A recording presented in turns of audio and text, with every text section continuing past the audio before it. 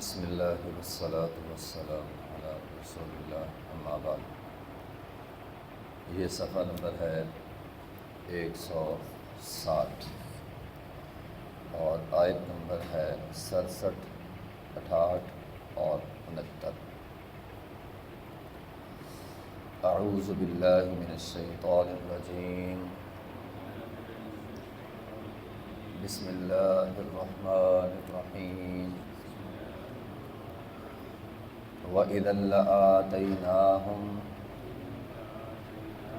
مِن لَّدُنَّا أَجْرًا عَظِيمًا وَلَهَدَيْنَاهُمْ صِرَاطًا مُّسْتَقِيمًا۔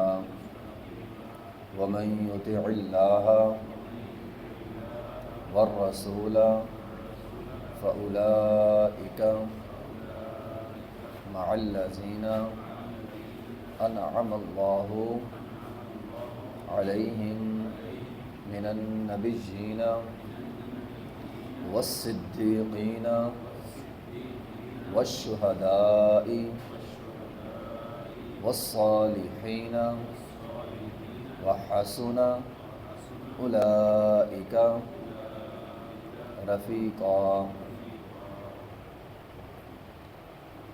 وَإِذًا لَآتَيْنَاهُمْ، پیچھے بات سنت کی ہے، اگر جو سنت لائے گا تو ہم دیں گے اسے من لدنا اپنی طرف سے اجرا عظیما، بہت بڑا اجر۔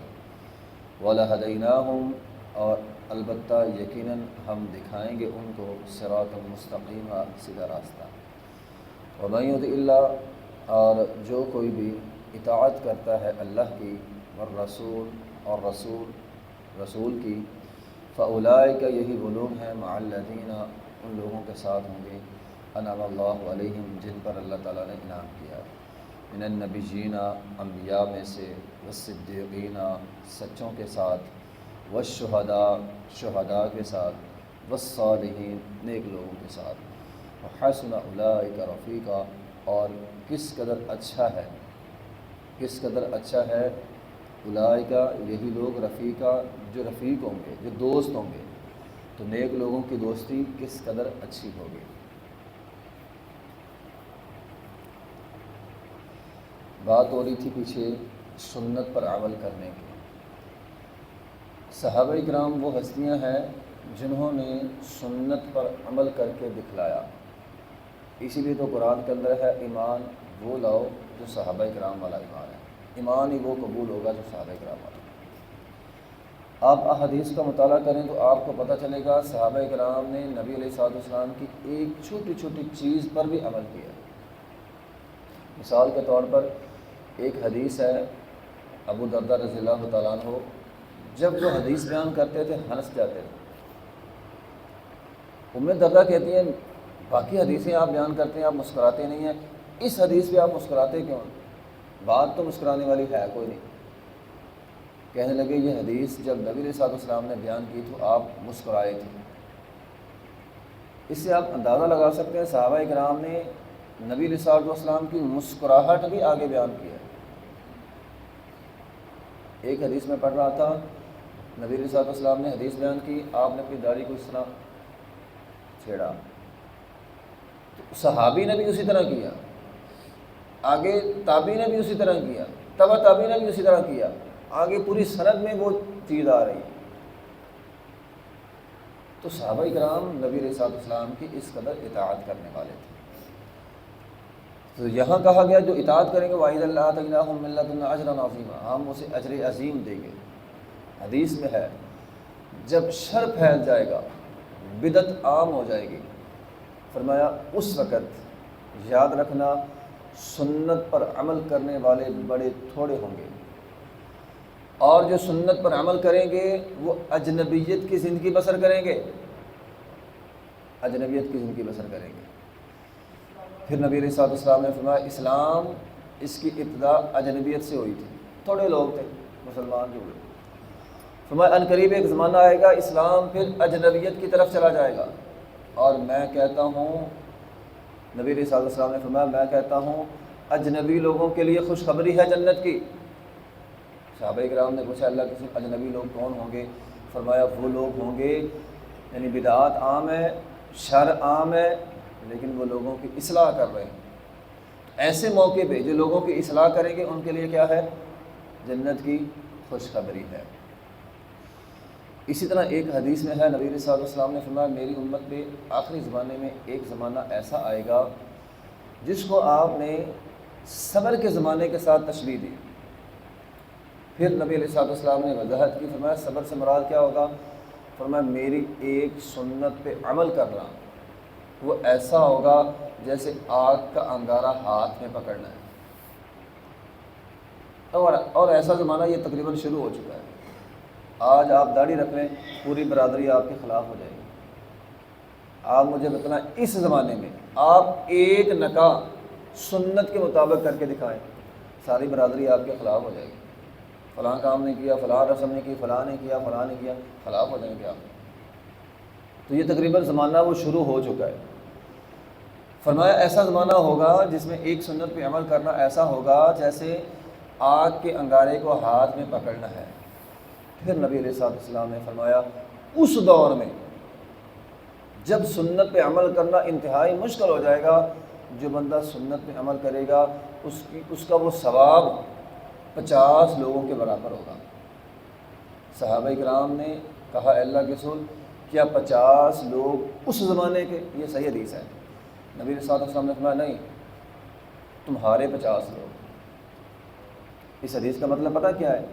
50 صحابہ ایک عمل کریں گے، جتنا وہ ثواب ہے اس زمانے میں جو بندہ سنت پہ عمل کرے گا اس کو اتنا ثواب ملے گا۔ تو سنت اتنی اہم ہے، مشکل حالات میں بھی جو بندہ سنت پہ عمل کرے گا، کیونکہ صحابہ کرام نے مشکل حالات پہ عمل کیا، اللہ تعالیٰ اس کو اتنا ہی بڑا اجر دے گا۔ انسان کو کوشش کرنی ہے سنت کی۔ وَإِذَا لَآتَيْنَاهُم مِّن لَّدُنَّا أَجْرًا عَظِيمًا، یہ ہے اجر عظیم۔ آپ مشکل وقت میں سنت پہ عمل کریں، اللہ آپ کو اجر عظیم دے گا۔ وَلَهَدَيْنَاهُمْ صِرَاطًا مُّسْتَقِيمًا، اللہ اس کے لیے ہدایت کے راستے کھول دیں گے۔ فَسَنُيَسِّرُهُ لِلْيُسْرَىٰ، اس کے لیے ہدایت آسان ہو جائے گی۔ نماز پڑھنے کو دل کرے گا، قرآن پڑھنے کو دل کرے گا، تہجد پڑھنے کو دل کرے گا، نیک کام سارے کرنے کو اس کے دل کرے گا۔ وَلَهَدَيْنَاهُمْ صِرَاطًا مُّسْتَقِيمًا، ہم اس کے لیے ہدایت کے دروازے کھول دیں گے۔ وَمَن يُطِعِ اللَّهَ وَالرَّسُولَ، پھر وہ آگے مزید وضاحت کی، جو بندہ اللہ کی اطاعت کرتا ہے، رسول اللہ کی اطاعت کرتا ہے، ایسے لوگ کل قیامت کا دن ہوگا، فَأُولَٰئِكَ مَعَ الَّذِينَ أَنْعَمَ اللَّهُ عَلَيْهِمْ، ان لوگوں کے ساتھ ہوں گے جن پر اللہ تعالیٰ نے انعام کیا۔ دیکھیں نا، ہم ہر نماز میں کہتے ہیں صراط الذین انعمت علیہم، اے اللہ ان لوگوں کا راستہ دکھلا جن پر تو نے انعام کیا ہے۔ تو فرمایا جو میری سنت پر چلیں گے کل قیامت کے دن ان لوگوں کے ساتھ ہوں گے جن پر اللہ نے انعام کیا۔ کن پر انعام کیا؟ من النبیین، انبیاء پر کیا ہے، یعنی کل قیامت کے دن ان کو انبیاء کا ساتھی بنا دیا جائے۔ وہ ایک صحابی تھے نا نبی علیہ الصلوۃ والسلام کے، ربیہ بن کعب رضی اللہ عنہ، خادم رسول تھے صلی اللہ علیہ وسلم۔ نبی علیہ الصلوۃ والسلام جب رات کو اٹھتے اسے پتہ ہوتا تھا آپ نے رات کو اٹھنا ہے، تو وہ کیا کرتے تھے؟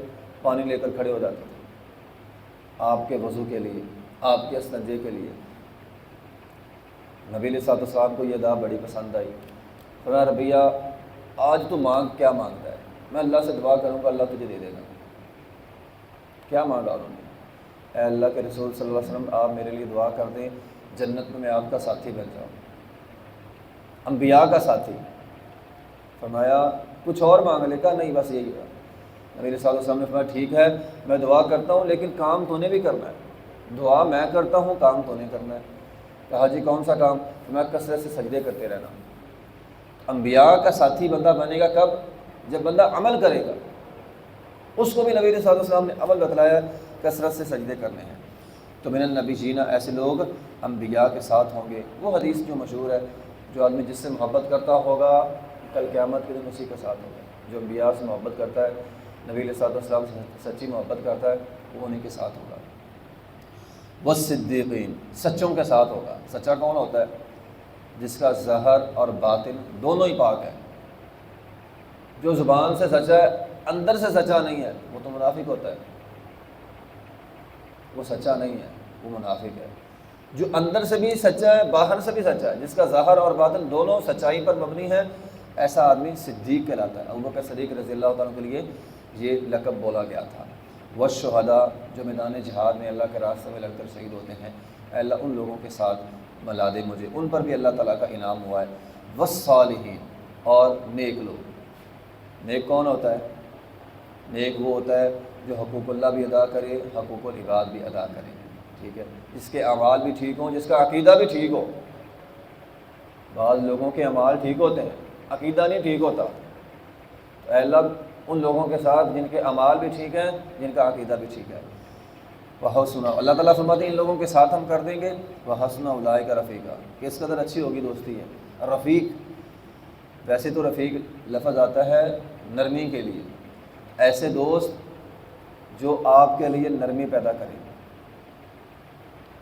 رفیق کہتے ہیں اس مسافر کے ساتھی کو جو آپ کے لیے نرمی پیدا کرتا ہوگا، اس جماعتی ساتھی کو بھی کہتے ہیں جو آپ کے لیے نرمی پیدا کرتا ہے۔ تو کل قیامت کے دن اللہ تعالیٰ ایسے لوگ دے گا جو آپ کے لیے نرمی کا باعث بنیں گے، سختی کا باعث نہیں بنیں گے۔ اس لیے نبی علیہ الصلوۃ والسلام نے دنیا میں بھی کہا تھا، بلکہ آپ کی تو آخری وصیت بھی تھی نا، اللہم بالرفیق الاعلیٰ، اے اللہ رفیق دوست میرے جو میرے لیے نرمی پیدا کرنے والے ہیں۔ تو دنیا میں بھی ایسے دوست تلاش کرنے چاہیے جو دین پر چلنے والے ہوں۔ نبی علیہ الصلوۃ والسلام نے فرمایا آدمی اپنے دوست کے دین پر ہوتا ہے۔ اچھے دوست دنیا میں بھی انسان کے لیے فائدہ مند ہوں گے اور کل قیامت کے دن بھی فائدہ مند ہوں گے۔ تو آخر دعوانا الحمدللہ۔